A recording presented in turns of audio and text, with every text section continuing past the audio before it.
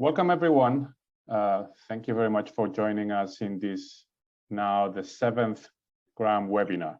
My name is Paco Jimenez Salinas, and I am part of the independent redress mechanism of the Green Climate Fund. We are all very excited to meet you all again and have the opportunity of discussing important topics of accountability in developing financial institutions.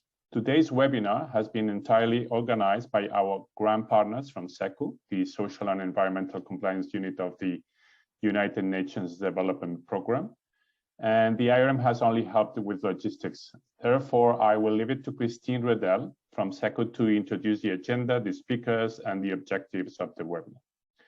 The only thing that I would like to mention is that you will see the topic and structure of today's webinar differ from what we had said would be the topics of all GRAM webinars in 2022. At the beginning of the year, if you remember, we announced that this season's webinars would all offer examples of both compliance and problem-solving processes around particular performance standards. However, upon request of SECU, today the webinar will address the topic on how to integrate human rights into safeguards and grievance redress mechanism processes. We think that this is a very important topic, and therefore we happily agreed to their request. Also because in the case of the IRM, the topic of human rights has become very relevant these days. Only a few weeks ago, the IRM submitted its first compliance review to the board of the Green Climate Fund. And the complaint that triggered the investigation contained several allegations of human rights violations. It is expected that the Green Climate Fund board will, in the coming weeks, carefully deliberate and consider the IRM findings and recommendations around that issue. Now, two short announcements. You all received a survey asking you to confirm your interest in being part of the grant community. I'm glad to share with you that the grant community of practice has more than 170 confirmed members. Finally, you may probably know that the IRM is in a transition period and the recruitment of the new IRM head has started. So if you are interested in applying for the position, you can find all the information in the jobs section of the Green Climate Fund website. Now, before we move to the meet and greet exercise that is now common in all GRAM webinars, I want to inform you that we are recording the webinar. Please also have the camera open if you can, and use the chat box to post your question and comments. Now, let us move to the meet and greet exercise. You will be automatically sent to breakout rooms for a couple of minutes. Introduce yourself to the people in your breakout room by sharing your name, the institution where you work for, your role, why you have an interest in accountability, and also if you have time to also share something personal like where you are based or what are your plans for the weekend, etc. Thanks again for joining. We hope you will all enjoy today's webinar. Now, please, Sukyon, move us to the breakout rooms. Great. Well, that was lovely. It's always so good to meet new colleagues, and I hope everyone got a chance to introduce themselves and their group. The timing worked out perfectly for us, ending on the last person introducing themselves. So without further ado, I'm going to jump into the presentation. I'll just ask that everyone who's not speaking mute themselves, but please keep your camera on. It's lovely to see faces. And if you have any questions, feel free to post them. We will have a dedicated Q&A session at the end, and we're really going to try to stick to our time limits so that we don't cut into that. So we'll hold questions to the end. But if you're starting to think about them, feel free to post them in the chat, and speakers who are not engaged can start answering as well. So thank you very much for joining us. Next slide, please.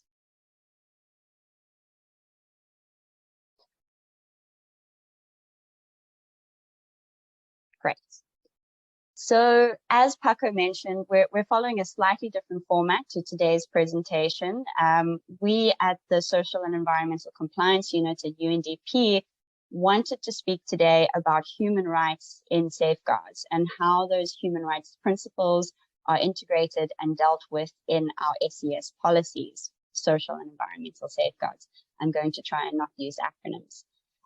So today, this is the focus of today's discussion, and we thought that it would be an excellent opportunity to connect with another GRAM partner, being the Office of the High Commissioner of Human Rights, who have recently issued or are busy with the final draft of a report, which is dedicated to this topic and dedicated to kind of unpacking how human rights are dealt with in different DFI, development finance institution safeguards. So looking at that gap analysis and understanding, how different institutions deal with this, what are some of the best practices, and what are the gaps in that process. So today's webinar is going to be a tag team effort. I am going to start with introducing the topic. So really just unpacking what we mean by integrating human rights into safeguards and unpacking why this issue of having human rights and safeguards matters so much and what the difference is. What is the difference between looking at human rights specifically to the other social and environmental assessments that we do in our safeguard approaches? I'm going to also look a little bit at how the UNDP does this, so understanding why we've taken the approach that we have, and then showing you sort of a model for how the UNDP does it with an understanding that there are different ways to integrate human rights in safeguards. I'm going to also do a quick poll to understand, the temperature in the room, to see what other colleagues know about their own safeguards, how they've assessed whether human rights are already integrated, whether there's room to still do that. And please don't feel intimidated by this. Human rights in safeguards is a complicated topic, and if you don't know the answer, we've left some room, hopefully with some humorous anecdotes to kind of indicate that this is something that you're just not aware of, which is totally fine. And that's the reason that we're here today to discuss. I'm going to then hand over to my colleagues at the Office of the High Commissioner of Human Rights. So Mac Darrow and Margaret Watchenfeld, they're going to take you through their report and talk about the topic in some more detail. And then I'll hand over to my colleague at the Social and Environmental Compliance Unit, Anne Perro. She's going to talk about specific cases that SECU has handled and how this ability to draw on the human rights standard within the UNDP safeguards has enriched those investigations. So we hope that will be a really practical and useful exercise for you all today. And what we really hope that you'll get out of today's session is the tools and the motivation to assess whether human rights are already integrated within your safeguards, and if so, to utilize this very important tool in your investigations as a grievance mechanism. And if these standards are not already incorporated, then we want to also leave you today feeling empowered to advocate for their inclusion. Perhaps you wear a policy hat as well, so that's landing on the right audience. So without further ado, let me jump into a poll. So Preksha, if you could stop sharing, and I'm going to hope that this is as seamless as possible. But I want you all to go, I'm going to post the link in the chat. So I want you all to go to menti.com, and I want you to use the code 4777 2020. You just double check that that's right, 4777 2020. So I'm posting that in the chat. So if you can all follow that link that's in the chat, I'm going to give you 5 minutes, or actually no, I did this last night and you don't need that long. So I'm going to give you 3 minutes to go and do the poll, and then I'll share the results. So if you could all follow that link, use that code, and then work your way through a couple of questions.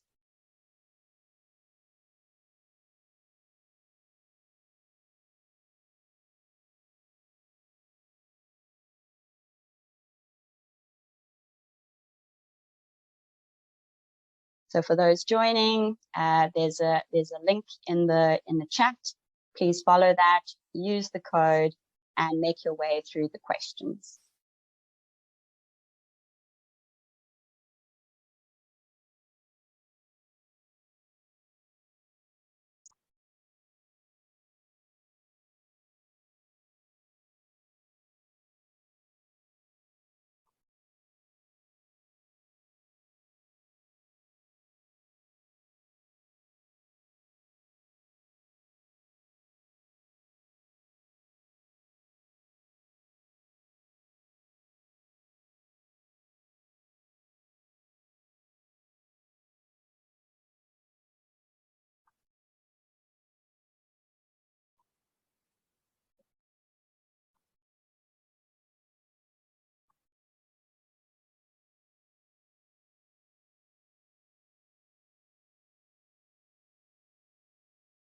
Great, I'm going to give everybody another minute.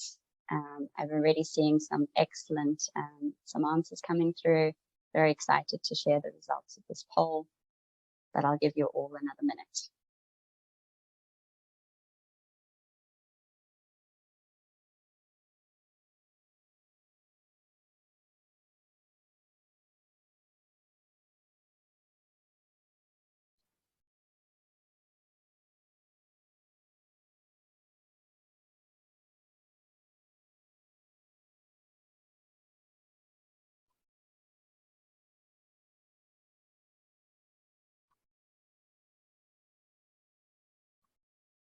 Okay, excellent. I'm going to share my screen.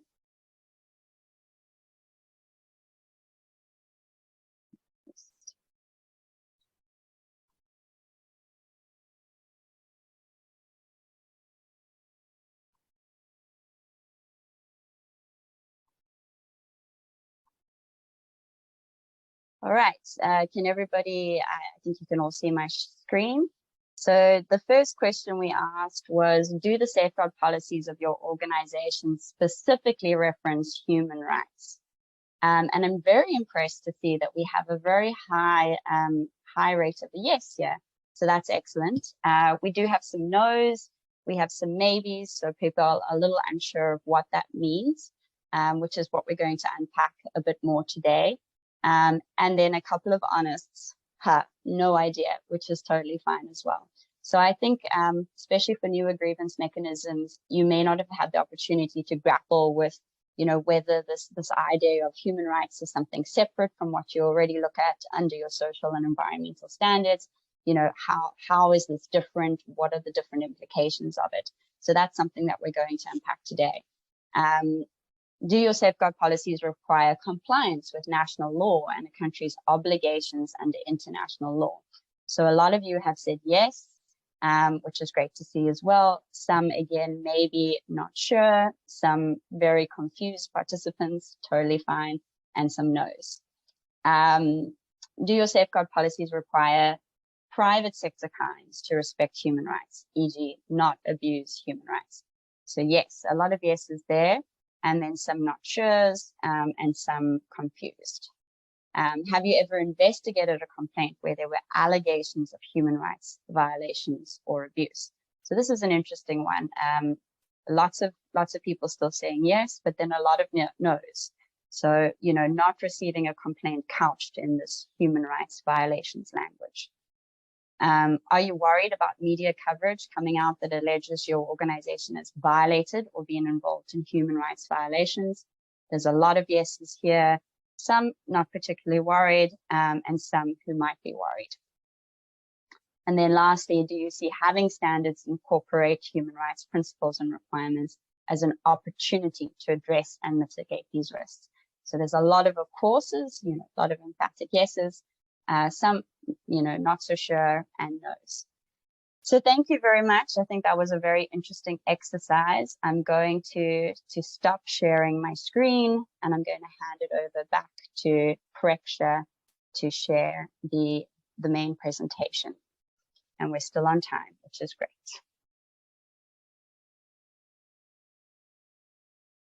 Thanks so much, Preksha. So next slide, please, and you can skip ahead as well because we've answered that question in the poll. So we're going ahead with the question of why do human rights and safeguards matter? Now, if you're a development finance organization, your organization is likely to have specific sustainability goals. For example, the Green Climate Fund, our host of these webinars, was set up for a very specific purpose and is guided by its goal of addressing climate change. And I'm guessing that if you're a Green Climate Fund accredited entity, there's likely to be something in your mandate which speaks to this broader purpose. And aligning and anchoring your policies in human rights standards can be a significant tool in helping your organization to achieve these broader purpose-driven goals. We're going to speak a bit more about that. But the idea is that human rights standards can help achieve purpose-driven goals. Another very important reason for incorporating human rights and safeguards is that human rights are seen, their acceptance rates is a lot higher than the idea of something which is imposed. And social environmental standards, as much as they might mirror requirements in national law around social and environmental impact assessments, they are, for the large part, something which is imposed as a condition of financing. And that can be seen as an external requirement on countries or on the other implementing agencies.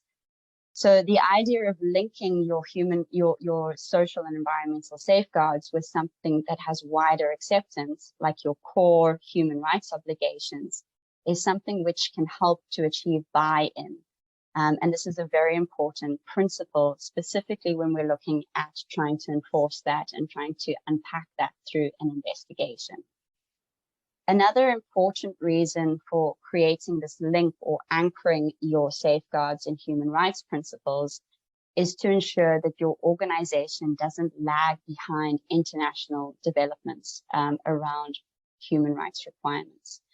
In other words, creating this link will help your organization to stay relevant and avoid being a target for being out of step with international law, or avoid having to redraft when there are these developments that happen in international law. From a grievance redress perspective, and this is something which Anne and Mac are going to talk a lot more about, we see that having your standards anchored in human rights really gives you more content to work with when you're doing an investigation. It's also easier, as I mentioned, from a buy-in perspective, to be enforcing core human rights standards, which have a higher buy-in and acceptance rates across the whole globe. And we found that really being able to point to the findings and determinations of international bodies when we're doing our investigations is something which has really given us the credibility that we need in those investigations. So next slide, please. So I'm not going to dwell too much on this slide. I was going through it last night again and thought, there's a lot of overlap in this. But this is essentially me wanting to take you through the reason that the UNDP has decided to have a dedicated standard. And this is largely repetition of the previous slide, because what we're talking about here is the reason why it's important to incorporate safeguards. So we've talked a bit about that. But essentially, the UNDP as a UN agency has this very higher purpose, as we've talked about, and ensuring that we are able to align what happens in our projects with this higher purpose is very important, both from an operational perspective and also from a managing reputational risk perspective. And having that anchor in human rights really helps us to mitigate that risk and helps us to ensure that we are aligned with those obligations that our member states have agreed to. Now, as I mentioned at the outset, this is not something which is UN specific. So just because you are not a UN entity doesn't mean that you're unlikely to have this larger purpose or this purpose-driven goal. So lots of our mandates as development finance institutions revolve around some higher purpose, some development goal. And creating this link to human rights helps us achieve that goal. Next slide, please. So this is to just unpack a little bit about how the UNDP does this. So there are different models. And again, Mac is going to speak a little bit more to this, and Anne's going to pick this up at the end. But in terms of how we incorporate human rights into our safeguards policies, there are different ways for going about it. And the OHCHR has done this benchmarking study and looked to see where those gaps and what those practices are. But from a UNDP perspective, we have a standalone human rights standard. So these webinars have been focused on unpacking a particular standard. And that's why we chose this human rights standard, because we saw that this is something that the UNDP has made explicit mention of, but it's not something that all institutions explicitly recognize as an independent standard. So we thought that we'd be able to bring some value in unpacking and talking about how the UNDP does this, to the extent that that's useful for others.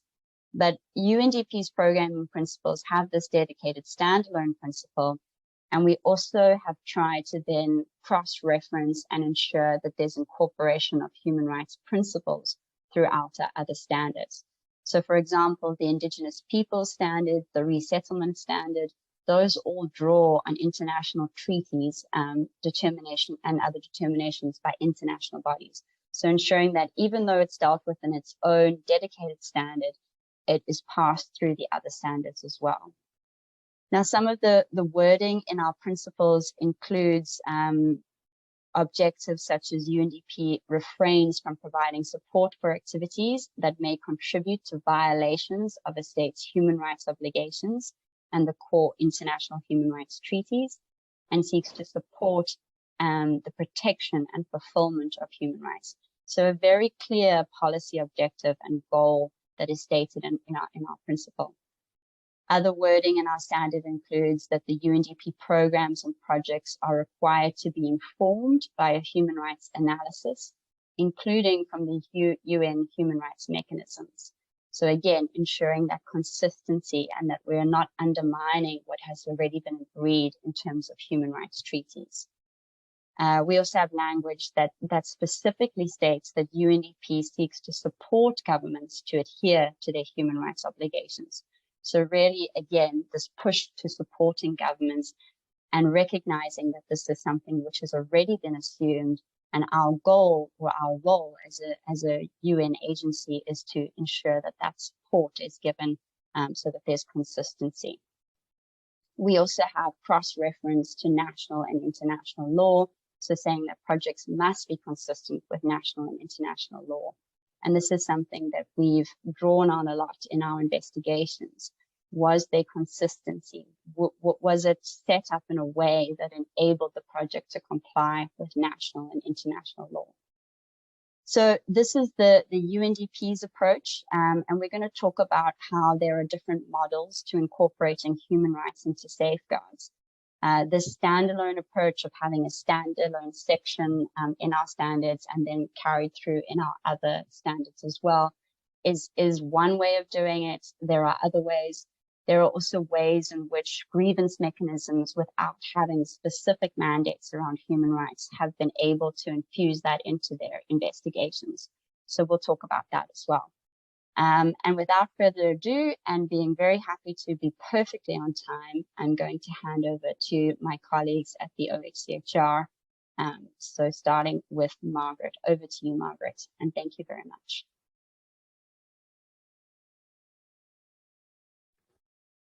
I think it's Mac. Yes, actually, I will jump in there. But no, thank you for the introduction, and thanks for the opportunity to join this webinar. It's great to be part of it, and it's great to see the huge interest in the topic as well. My name is Mac Joe, the representative of OHCHR, UN Human Rights Office in Washington, DC. We've been involved in policy dialogues with development finance institutions, as well as IAMs, over a number of years now. And with DFIs, permit me to use that acronym, that's bilateral and multilateral development financing institutions, for 10 or 12 years.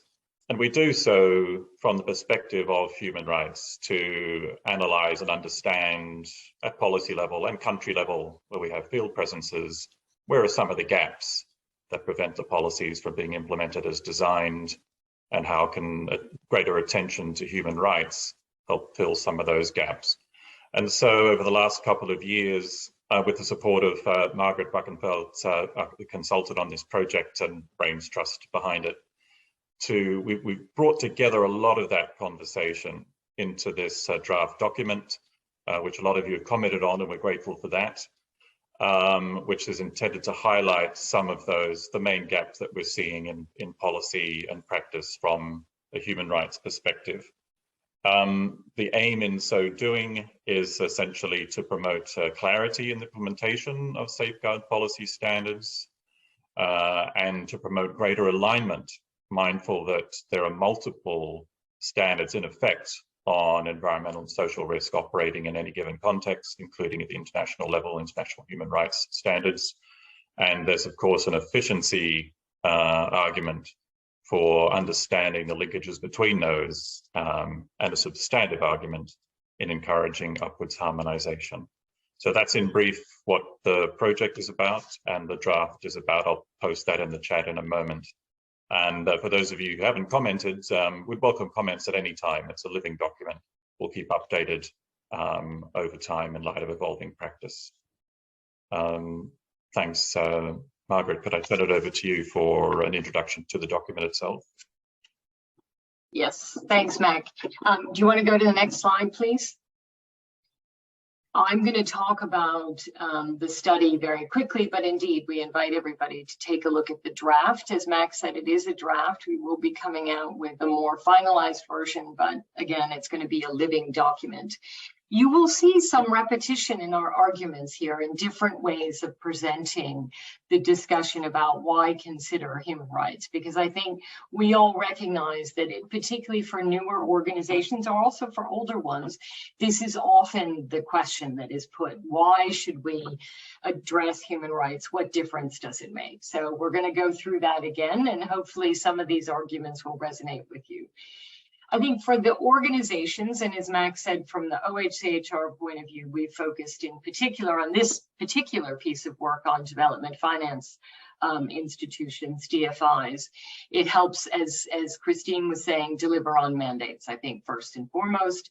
But there's also an evolving regulatory framework out there, particularly on sustainable finance. And we're seeing sustainable finance regulations around the world, some of which are very explicitly referencing human rights that apply to financial institutions and apply also potentially to clients. Also legislation on human rights due diligence from everywhere from Europe to Asia, all around the world, those kinds of regulations where we're seeing a more explicit focus. And so again, being explicit about human rights and how the organization is handling it will help meet those challenges. Also, market demands on ESG, where human rights plays a core role in particular in the S. But again, for development finance institutions, the objective is development. So it's promoting development on the ground. So looking at those who may be potentially impacted by projects financed has got to be a core part of the consideration. And integrating a human rights approach helps move it from affected communities to empowered communities, where communities are given a right to have a voice in the process and that their rights are actively considered as part of the project. And we're going to give you a number of examples, and we're going to talk more about the issue of remedy, where if they are harmed, that those harms are actually addressed as part of the project. Next slide, please. So why is it important to be explicit? We know particularly at some DFIs, there's an implicit approach. There's human rights are not mentioned explicitly, but other human rights issues are covered. Those other human rights issues and covering them implicitly is very important. Let's be clear about that. But it's also very clear and important to be explicit. There's the intrinsic value of human rights. People care about these issues. So to be able to say that the organization is addressing them helps build trust.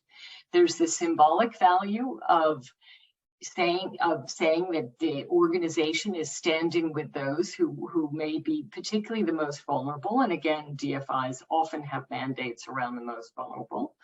It's important to signal a clarity of commitment by senior management, but to staff and to clients, because which staff are going to be able to address with clients human rights issues and say you absolutely must do this if they don't have the backing from senior management and a clear policy commitment.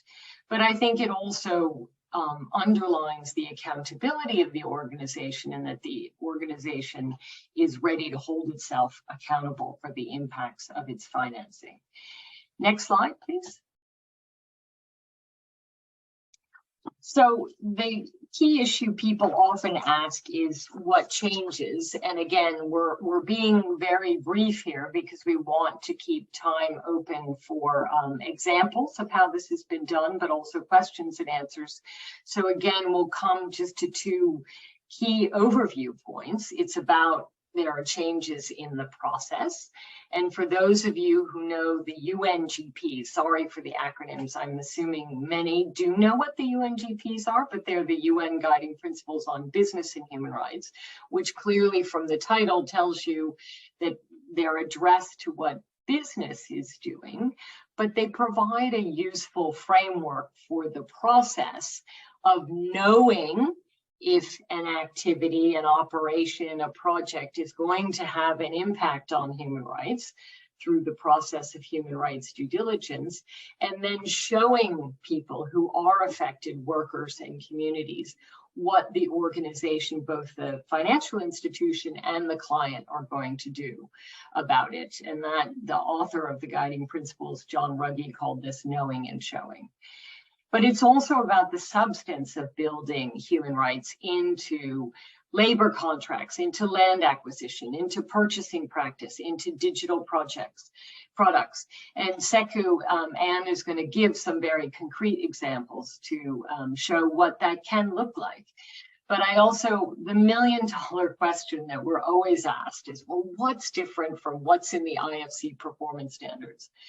There is an annex that's not in the draft consultation report that's posted for consultation, but there will be an annex that goes through the IFC performance standards and talks about what is there from a positive point of view, human rights, positive point of view, and what the gaps are. And the intention of that annex is to be a practical view of what is there and what's not, because we know that the IFC performance standards are often used by quite a number of development finance institutions, but also commercial banks, those in the Equator Principles network, but also other banks and other organizations that use them. So that's a good incentive to look at the final of the report, which we hope will certainly be out this year. Next slide, please. And then finally, in terms of more specifics of what the benchmarking study does, as Max said, it sets out very briefly around a whole range of different issues about what should be there from a human rights point of view. And that's speaking then from the authoritative voice of the Office of the High Commissioner for Human Rights.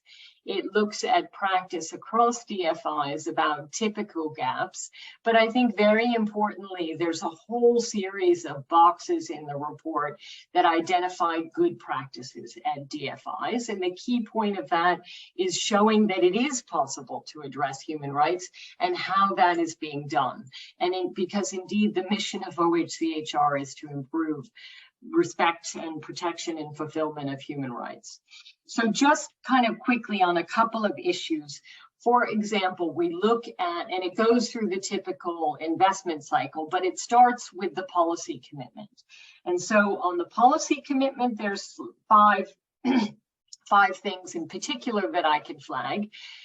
The expectation that the organization itself is committed to human rights, that's the DFI itself.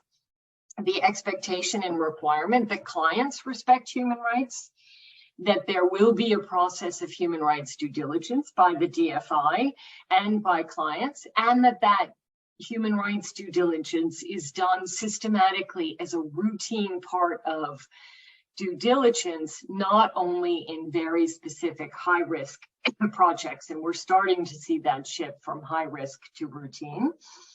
And that indeed that human rights due diligence is informed by human rights information, in particular from OHCHR and the UN experts who will work on these issues.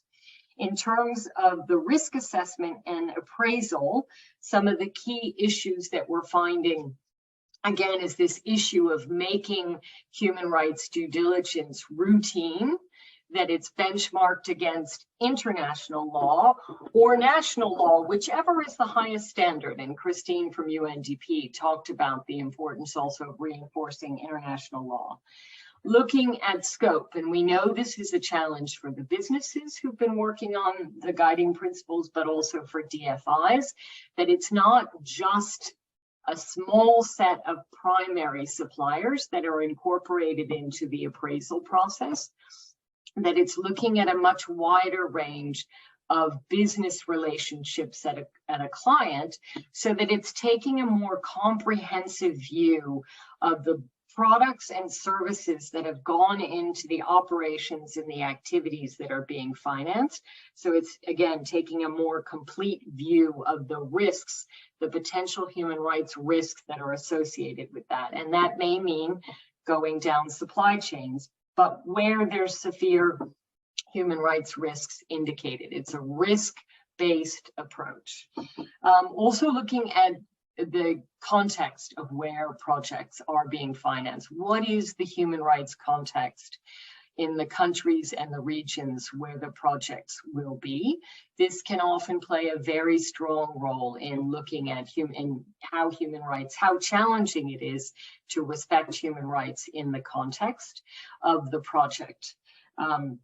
But also then, and for example, a lot of DFIs are spending more time looking at discrimination, but we're hoping to see even more attention to discrimination issues.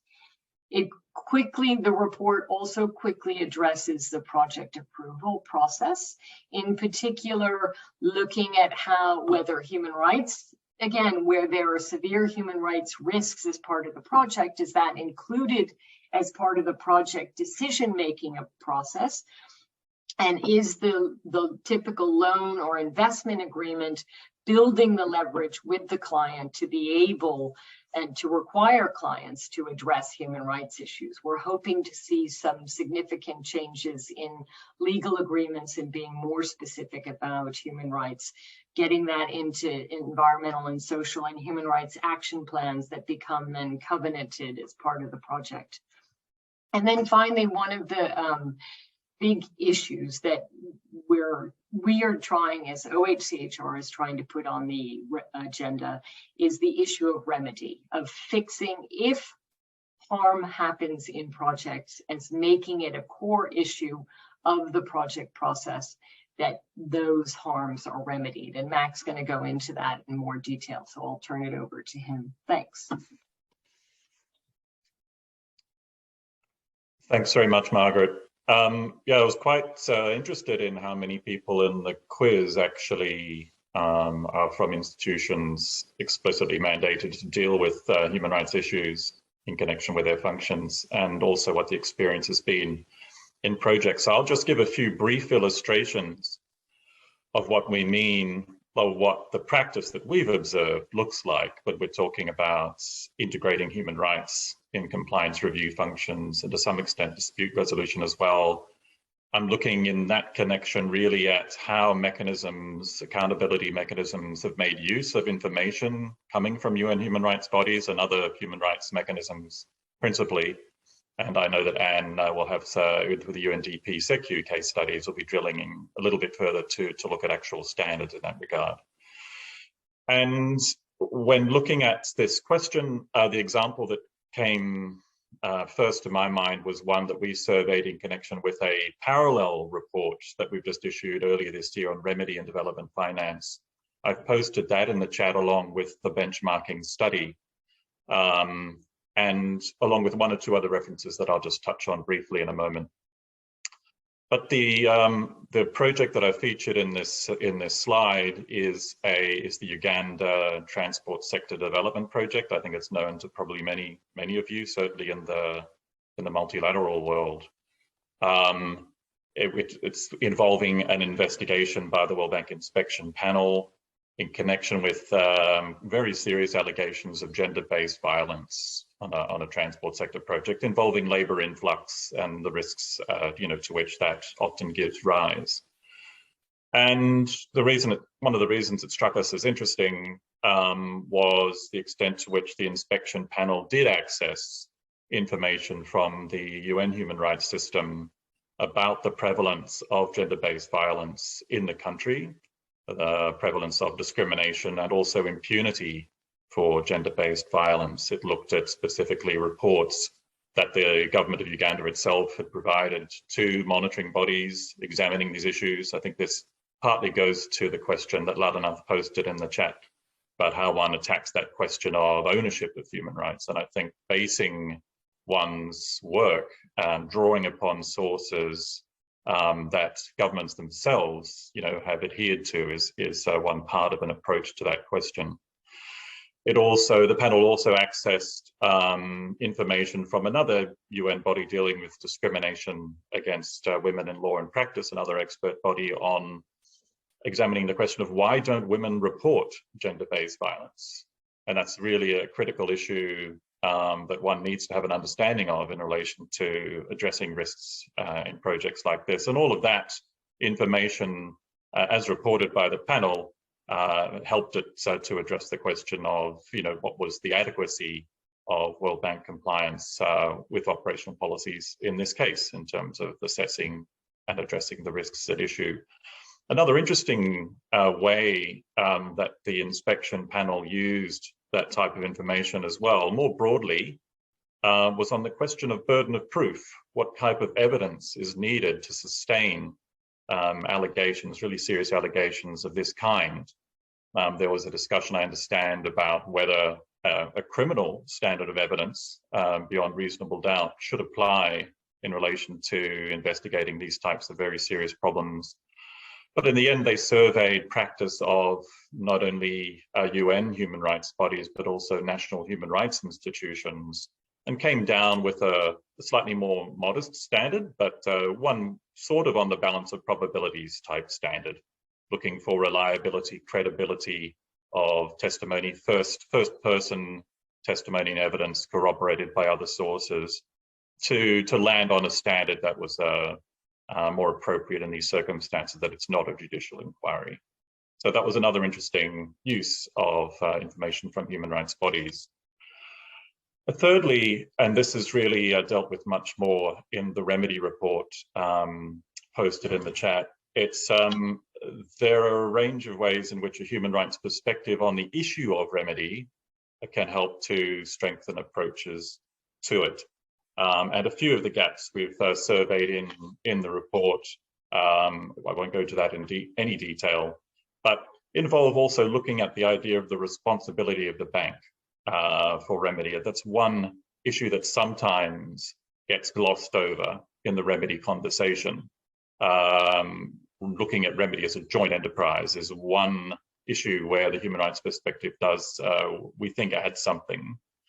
Also challenging the idea that remedy should default to compensation or offsetting. The mitigation hierarchies of many development finance institutions do tend to do that. Whereas from a human rights perspective, as the term remedy is understood under human rights standards, one should ideally be looking at a more comprehensive, robust idea of remedy. And this is borne out in practice in the Uganda case as well.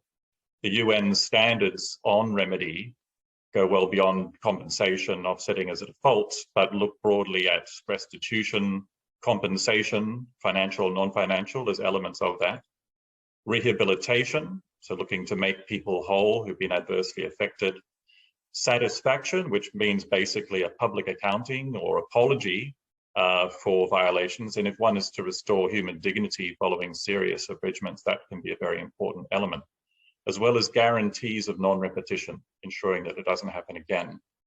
one sees in the work of many accountability mechanisms a lot of focus on guarantees of non-repetition, amending policies and so forth to improve performance in the future. But looking at all those elements together can be critical when addressing serious violations. And this particular, and the World Bank's response to this investigation report really did that with very significant financial contributions to early childhood prevention programs in the country, to a public acknowledgement of shortcomings, which was extremely important symbolically, but also, in a very tangible way to people affected by the project, encouraging investigations into the violations and guarantees of non-repetition, improving its own policies, as well as working with government authorities, the National Roads Authority, to improve performance for the future. All of those really critical interventions to respond to serious problems of the sort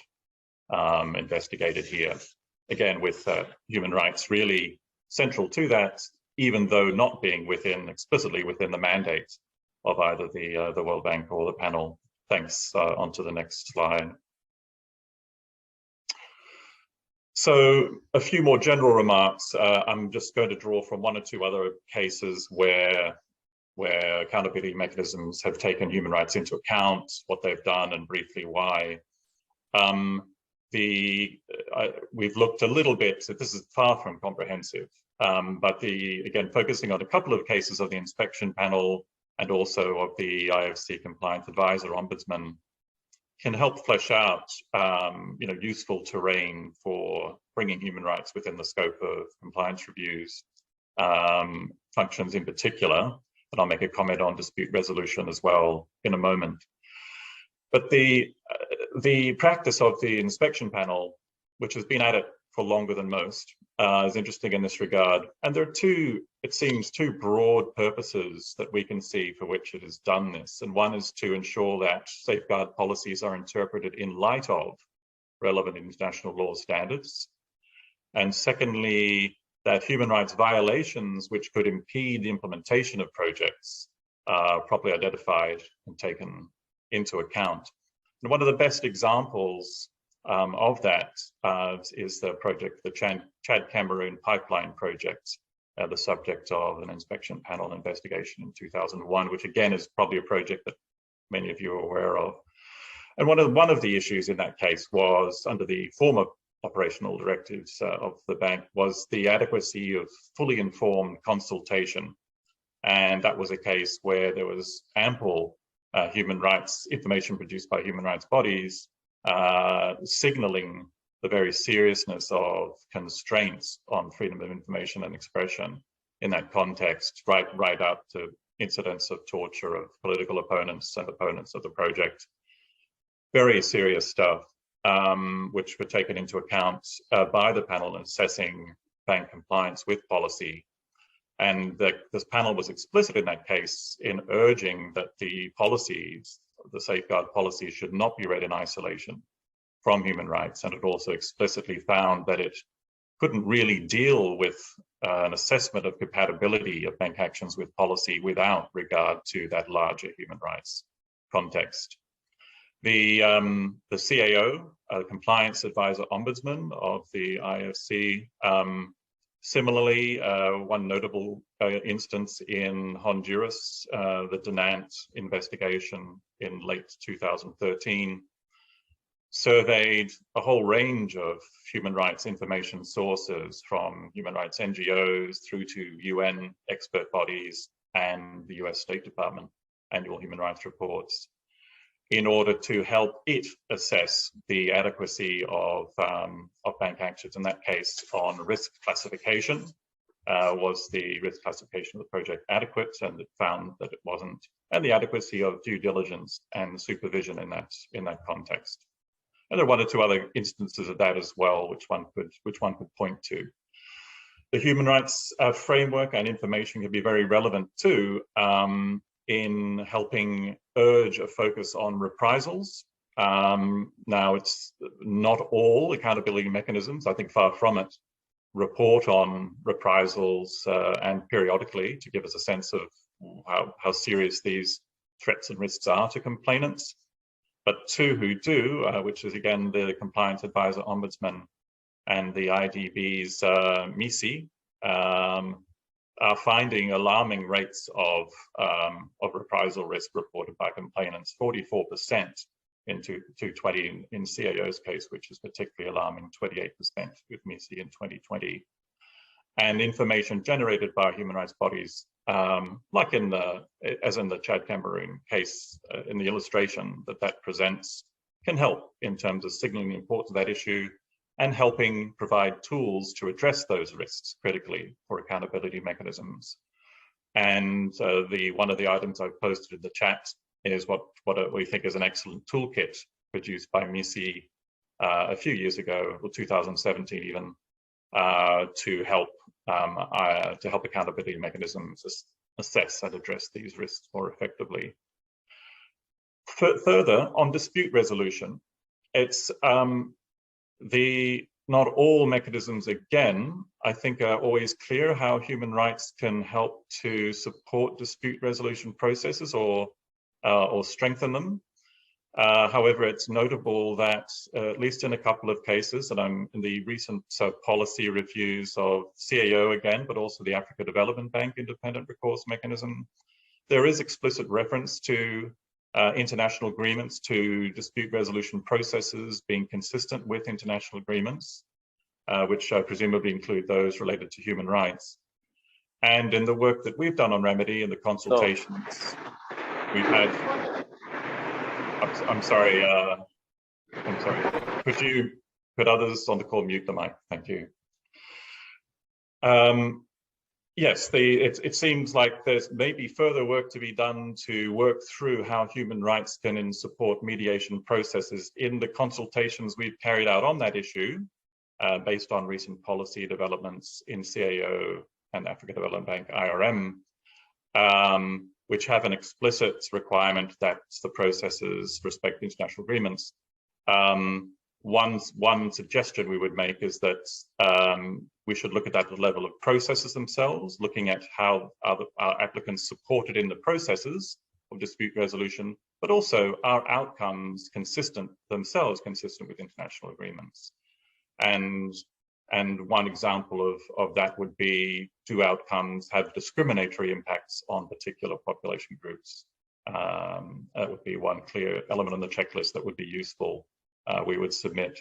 Finally, the relevance of human rights can be seen in efforts to benchmark the effectiveness of grievance mechanisms, and the UN Guiding Principles on Business and Human Rights, Principle 31, sets out a list of criteria for effectiveness, which are essentially accessibility, legitimacy, predictability, equitability, rights compatibility, source of continuous learning. And based on engagement and dialogue, those criteria are spelled out in the remedy report in the chat. And one of the other elements I've put into the chat is the Green Climate Fund's independent redress mechanisms, a pilot initiative to assess itself by reference to those criteria. So that's a thumbnail sketch of the utility and possible relevance of human rights in grievance processes as we see it. Next slide.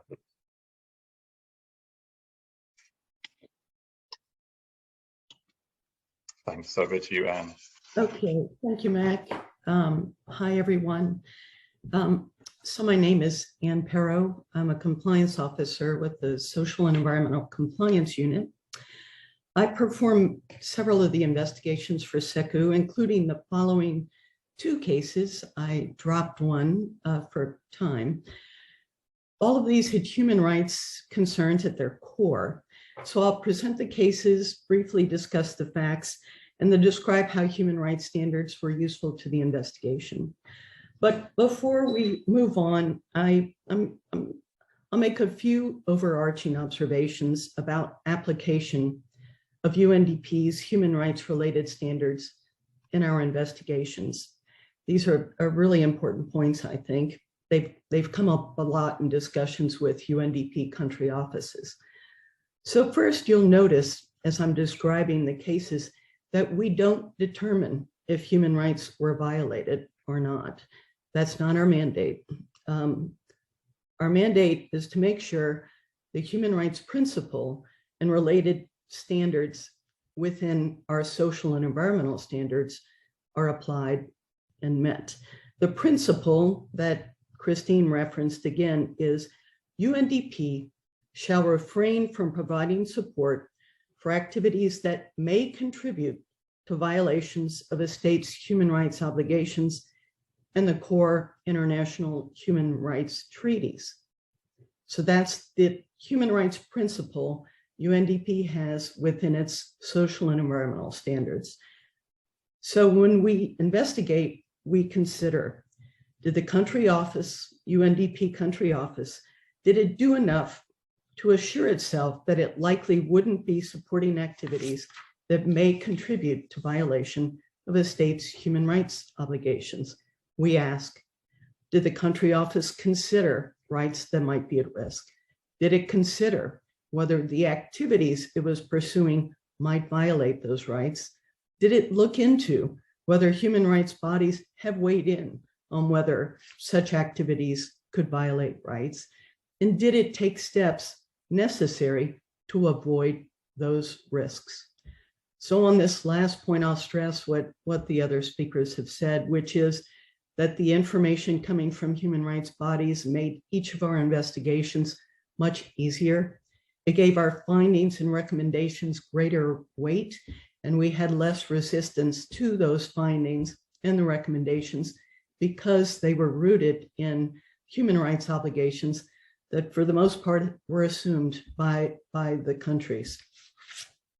So next slide, please. So I'll start with Malawi.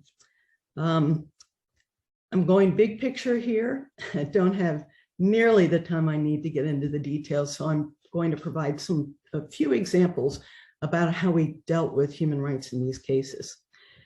So it's a very laudable project. It was a project to issue identification cards to every citizen in Malawi, facilitate voting, access to healthcare and other services. But the project needed thousands of young individuals to work as registration officers throughout Malawi, including very rural locations with real challenges relating to access to clean water, food, safe housing, including housing, that was free from intruders, malaria, and mosquitoes. There were gender-specific challenges relating to privacy and protection for women. Women were partnered with men they didn't know when they were sent to these remote locations. So thousands were hired, told very little about working conditions, sent out to places they didn't know with people they didn't know with very few resources. They were provided a field allowance, a small amount of funding, but that was tied to a specific amount of days, assumptions that it would take 20 days, when at times it took 30 or 35 or more days. So the amount of money given to survive was not enough. So I'm guessing you know where I'm going with all of this. Funds ran out for hundreds, if not thousands, of registration officers. Many caught malaria, severe intestinal illness. Some developed severe asthma. They couldn't access medication very easily. They didn't have vehicles. We heard about sexual assaults, and I'm going to pause on this because Mac raised an incredibly important point. The allegation of sexual assault, several, none of them were in the complaint that we received. It came up as a surprise to us, Paul and I, when we were doing the interviews. It took us by surprise. We hadn't heard about it. So to Mac's point, there are many reasons women wouldn't report this. And it's important to have safeguards in place to avoid these issues to begin with. When folks protested, because there was no good grievance mechanism, individuals were arrested. So that's sort of the facts. That's the context for what I'm about to describe. Next slide, please. So we determined that registration officers weren't adequately informed of risks, not provided enough funding, not given an adequate wage, not provided enough non-financial support like mosquito nets. Women were left in a vulnerable condition, and folks weren't allowed to assemble and protest. And the next slide gives you just a glimpse. Next slide, please, So the ID cards on the left, again, important project. On the right, that's, you know, this, we didn't capture the entire room here, unfortunately, but there were no windows to prevent folks from coming in, no locks on doors. In many places, no doors at all, and no bedding, no blankets, no mosquito netting. So often no water, no running water. So that was the condition. So next slide, please. So we relied on human rights treaties to which Malawi is a party and benefited greatly from documents prepared by human rights bodies. We looked more particularly at obligations Malawi had assumed as a party to treaties such as the African Charter on Human and People's Rights, the International Covenant on Economic, Social, and Cultural Rights, the Convention on the Elimination of All Forms of Discrimination Against Women, CEDAW, and the International Covenant on Civil and Political Rights. We determined that several rights within these treaties, including the right of everyone to the enjoyment of just and favorable conditions of work, the right to health, the right to access information, the right to freedom of association, the right to non-discrimination, all of these were relevant to the facts of the case, and that actions by the UNDP country office weren't adequate to ensure, or to at least assure themselves, that project activities were not likely to contribute to violations of these human rights. We relied, as I mentioned, on guidance developed by human rights bodies, so very usefully for us. For example, the African Commission on Human and People's Rights had developed guidance for countries to use to meet obligations under the African Charter. That guidance specifies, for example, that the Charter requires attention to remuneration to support safe and healthy work conditions, rest, limited working hours, and holiday pay. By drawing on this guidance, it enhanced everyone's understanding of what was needed and acceptance of our findings, including that there was inadequate attention to field allowance and other support, and that this should have raised concerns that conditions likely weren't going to support the rights to safe and healthy work conditions. Margaret noted the attention to discrimination and how important that is. We noted that CEDAW indicates that the right of women to be free from discrimination in the field of employment requires appropriate measures to ensure that the protection of their health and safety. We found that project activities and conditions like pairing women with men they didn't know in remote locations weren't likely to provide these conditions. One other thing we found is that during the screening process, the country office identified opportunities to advance rights. They often do that pretty well. Rights to, employing women, employing individuals with handicaps, but it didn't identify key risks to rights. Next slide. So then, oh, no, go back, I'm sorry. Okay, there's a slide missing, but it's no problem. The last slide is what did the administrator decide to do in response to our recommendations? So we had recommended that UNDP assess the sufficiency of payments and other support, provide redress for shortcomings. The administrator was facing his first SECU case, and he opted for a lessons learned approach, which is to say he didn't opt to provide remedy for the registration officers in this project.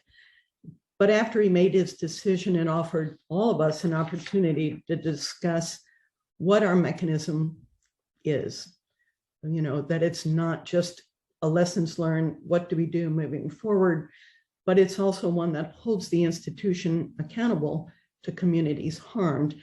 And in other cases where remedy, not just compensation, but other remedy was required, it's been easier for UNDP to provide that remedy. For example, the UNDP administrator decided to reconfigure a project in the Congo Basin due to human rights related concerns. So that's Malawi. I'm going to quickly go through Kyrgyzstan because you can turn next slide, please. Again, laudable project, fix the water supply system. The problem is the project replaced a pump, but didn't replace pipes. And so the clean water had continued to be commingled with dirty water. The villagers were told they had to pay more. The country office told funders everything's taken care of when it wasn't. So it signaled to other funders that they didn't need to worry about dealing with the problem. And then villagers didn't understand that the water they were drinking was still contaminated. So all of that was a huge problem. Next slide. So the project created risk. Clean water is more difficult to secure, increased cost, and it created a wrong public perception. Next slide. This was the water quality after the project. Next slide. So we were able to point to several treaties, including the International Covenant on Economic, Social, Cultural Rights. Usefully, there was a general comment prepared by the Committee on Economic, Social, Cultural, and Social Rights that provided a useful description of the right to health and the right to an adequate standard of living, and how that requires attention to the right to water and what this means in practice. We determined that UNDP's flawed assessments of how much water it would need, the population would need relative to what was provided, didn't ensure that rights weren't likely to be compromised. We've submitted the report to the administrator. He's considering what to do now. I think that's it. Next slide. Yeah. So I'll just say in both these and other cases, we determined that the human rights principle and related requirements, that activities must be consistent with national and international law, that those standards within the SES weren't met and recommended remedies. So thanks for the opportunity to share these cases with you.